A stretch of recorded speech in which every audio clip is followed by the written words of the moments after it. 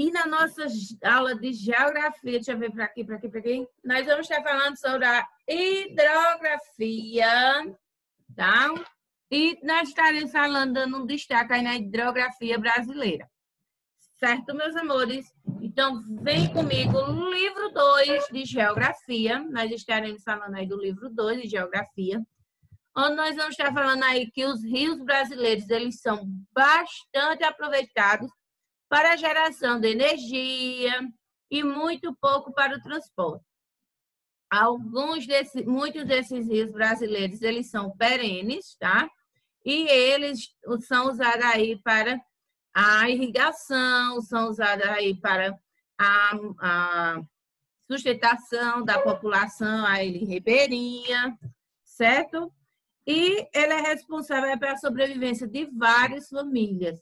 Então, vamos estar dando uma atençãozinha aqui na aula de hoje, porque agora nós estaremos falando sobre a hidrografia e dando um destaque aqui à hidrografia brasileira.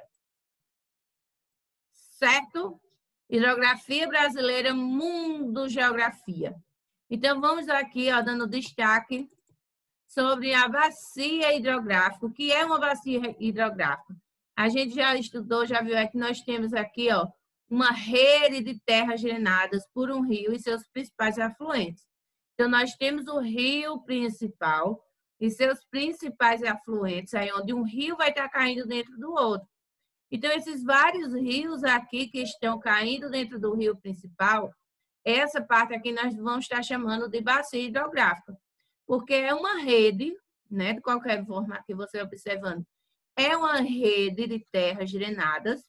Nós temos o rio principal, tá? E que vários outros rios vão estar ali ligados nele, interligados nele, fazendo com que esse rio principal aqui, ele esteja sendo aí uma fonte como é que eu posso dizer para vocês? Uma fonte da economia, uma fonte de sobrevivência para algumas pessoas que estão aí nessas margens aqui do rio, dessas famílias ribeirinhas. E as características gerais aí é porque tem grande potencial, muitos têm grande potencial hidráulico. 12% das reservas de água doce do planeta estão aí nesses rios. Então, 12% das reservas de água doce. Então, muita gente pega essa água doce aí para estar bebendo, para estar se hidratando, para estar usando ela aí para fazer aí a sua alimentação, tá cozinhando, para estar plantando e irrigando essa plantação.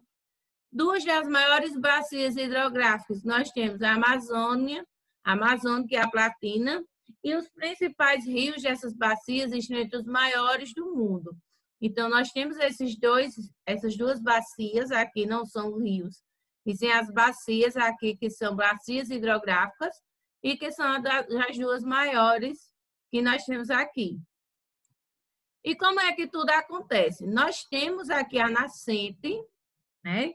Onde nós temos a nascente, e ao redor desse rio nós temos os afluentes. Nós temos os divisores de água, confluência, nós temos aí as quedas de água, afluente, que são aqueles rios que vão estar ali se juntando com esse outro rio, fazendo aí com que ele seja, desculpa, gente, com que ele vai estar aí dando mais volume e ele vai estar desaguando aqui sua foz, desaguando no mar. E das bacias hidrográficas, elas são áreas compreendidas entre divisores de água, das quais todas as águas que estão ali, ela precipita e escoa por um ponto mais baixo, que é normalmente seu rio principal. Então, nós temos o rio principal, onde os outros rios, eles estarão aqui se juntando a ele. Então, nós temos o curso superior, que sempre eles estão aí nascendo aí numa serra. Nós temos o curso médio e o curso inferior do rio. Vamos para o próximo. E das bacias hidrográficas do Brasil, nós vamos estar dando destaque a uma hoje, que até está na leitura aí da página 285, que foi pedido para vocês verem, para vocês lerem, que é a bacia do São Francisco, tá? E a bacia do São Francisco é uma área que possui grande conjunto de rios ali interligados. Então, estão todos interligados aí no Rio São Francisco, que o Rio São Francisco ele é conhecido aí como o Rio da Integração Nacional. Ele vai estar nascendo nas Minas Gerais, passando por Bahia, Pernambuco, Alagoas, Sergipe, até chegar ao mar. Então, essa bacia é intensamente aproveitada, tanto para estar gerando energia, quanto para estar tendo transporte, consumo de projeto de irrigação. Nós temos aqui no Pernambuco, onde esse rio passa, nós temos tanto, vou dar um exemplo de Juazeiro, na Bahia, e Petrolina, aqui no Pernambuco. Esse rio ele passa por essas duas cidades, ele está entre essas duas cidades, e essas duas cidades, elas aproveitam, aí elas têm um projeto de irrigação, e que aproveitam aí bastante, e são cidades muito desenvolvidas graças ao Velho Chico, que é um apelido aí que foi dado ao rio, e que fez com que essas cidades elas progredissem, o progresso viesse ali para elas. E elas são bem desenvolvidas. Tanto que a cidade de Petrolina, aqui no Pernambuco, ela é conhecida como a capital do sertão. Ela é uma das maiores cidades que nós temos aqui no Pernambuco, e do sertão ela é uma das principais. O Rio São Francisco é o único rio perene que atravessa o sertão do Nordeste, ou seja, é o único que não chega, não tem ali aquele período só como a gente ainda está só no período da chuva. Então, está no período da seca, ele pode estar com seu leito menor, mas ele continua passando ali a água. Então, ele não é um rio temporário como alguns aí, que só tem água no tempo das chuvas, no tempo aí da invernada, como chamam aqui os nordestinos. É também chamado de Velho Chico, o Rio da Integração Nacional, Rio dos Currais, Rio Nilo Brasileiro, um rio de muitos nomes. Mas, se você disser Velho Chico, todo mundo vai saber que é o Rio São Francisco. Nesse Rio São Francisco tem aí o projeto de transposição. Algumas cidades aí do estado da Paraíba, elas foram contempladas, eu digo porque é um estado que está mais próximo ao nosso. E na cidade que eu vou no final de semana, onde minha mãe mora, Caraúbas, passa aí a veiazinha da transposição do Rio São Francisco. Então, vem de Monteiro, passa por Sumé, passa por Camalaú, passa aí por algumas cidades e passa lá na cidade onde minha mãe mora. Não é um grande curso de água, mas que já dá para ajudar bastante essa população ribeirinha. Ela foi aí a construção de canais que distribui água para os rios intermitentes da região Nordeste e semiárida do Brasil. E essas regiões estão localizadas no estado do Ceará, Pernambuco, Paraíba e Rio Grande do Norte. E essas obras gigantescas causou aí grandes discussões. E o rio,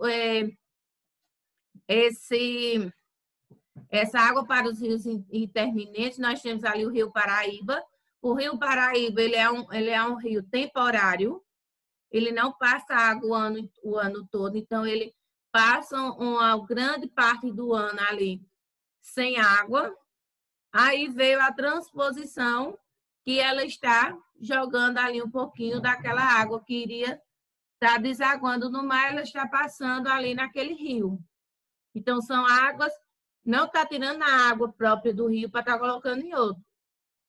Eles fizeram aí esse projeto e essa transposição é um pouquinho da água que sempre ela vai estar desaguando no mar, então eles pegaram para aproveitar para outras cidades, para aquelas cidades que precisam e que na maioria do ano elas passam na seca. Então essa água ela vem ajudando bastante aí essas cidades ribeirinhas.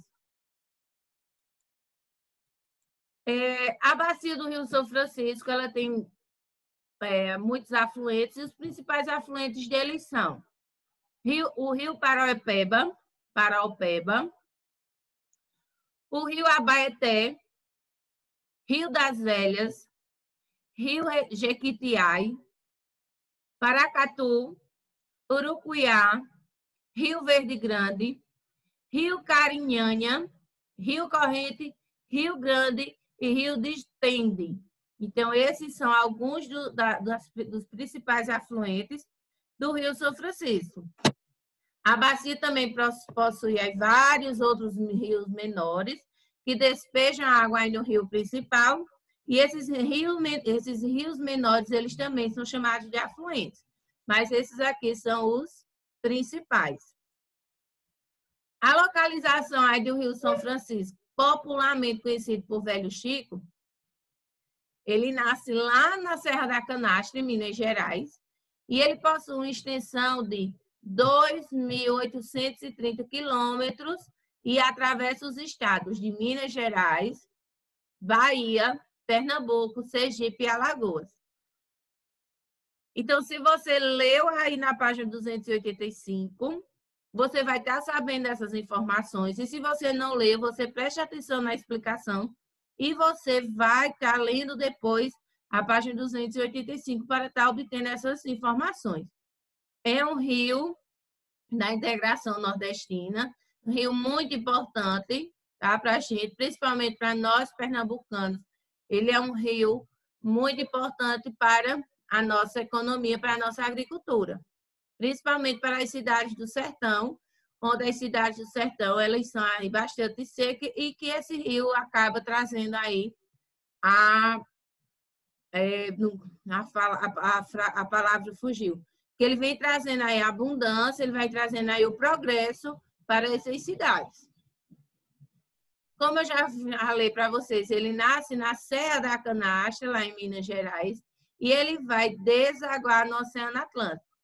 Então, diferente do que a gente vê no mapa, que a gente vê o mapa, a parte nordeste em cima, Minas Gerais, lá no sudeste embaixo, ele vem de Minas Gerais, ele vai subindo aqui, tem nesse percurso, e chegando até o Oceano Atlântico. O Rio São Francisco, a ocupação e os usos aí, além da irrigação, da agricultura aí, ele também tem as hidrelétricas. Então, nós temos as Três Marias, Sobradinho, Itaparica, Paulo Afonso e Xingu. A de Paulo Afonso, ela foi desde 1950. Nós temos aqui a hidrelétrica de Xingu desde 1994. Sobradinho, nós temos essa imagem, desculpa, gente, essa imagem aqui é de 1950, essa da hidrelétrica de Xingu, de 1994, essa imagem. Nós temos aqui a imagem, quando chegar... Gente, deixa eu ver se ele... Isso.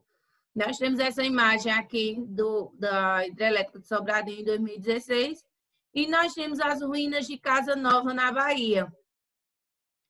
E o início da barragem aqui de Sobradinho, a construção começou em junho de 1973 e ela foi inaugurada em novembro de 1979. Então, perceba que não foi aí de uma hora para outra, não foi de um dia para o outro. Foram aí 6 anos para a construção dessa hidrelétrica.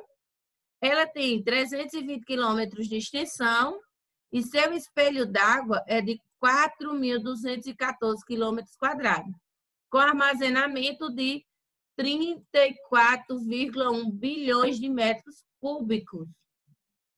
Então, a barragem Sobradinho ela é uma das importâncias aqui para nós no Nordeste. Passando mais um pouquinho adiante. E o Rio São Francisco e a perda de afluentes. Então, nós tínhamos ali os rios que eram perenes e que hoje, infelizmente, por conta aí da devastação, por conta que utilizava a mata ciliar para a produção de carvão, dado o desmatamento, os rios de Verde Grande aí em Minas Gerais de Gorotubá, em Minas Gerais, e Salitre, na Bahia, hoje eles são temporários. Então, se você for destruindo, você for desmatando as margens dos rios, aquele rio que era perene, que passou o ano todinho água nele, se você for destruindo, você vai acabar fazendo com que ele seja temporário. Porque são ações devastadoras de siderúrgicas, mineradoras, a mata ciliar, que o pessoal pega para estar usando aí, fazendo a produção de carvão. Então, tudo isso vai acabando com os rios e eles acabam sendo temporários. E a importância desse rio, a importância da economia da bacia do Rio São Francisco, é que é de enorme importância para o desenvolvimento do Nordeste, região alto, médio e submédio, onde existe a presença de indústrias e agroindústrias. Então, nós temos aqui algumas indústrias, como indústrias de extrato de tomate, ketchup, nós temos aí, na agricultura, o fornecimento de frutas e verduras para grande parte do Nordeste e também para fora do Brasil. Nós temos algumas frutas aqui que são exportadas, são enviadas para outros países. Além disso, aumenta a agricultura na região que pode ser irrigada pelo rio. No passado, foi importante pelo transporte do couro e a principal fonte de água doce no Nordeste. Essa água ela é bastante doce, tá? É uma água doce, é uma água boa. Não é aquela água saloba que você bota na boca e é uma água bastante boa. Eu digo a vocês por experiência própria. Quando eu morava no sertão, na cidade de Petrolina, vou até contar algo para vocês, assim, até inusitado, até estranho. Eu não usava copo para beber água.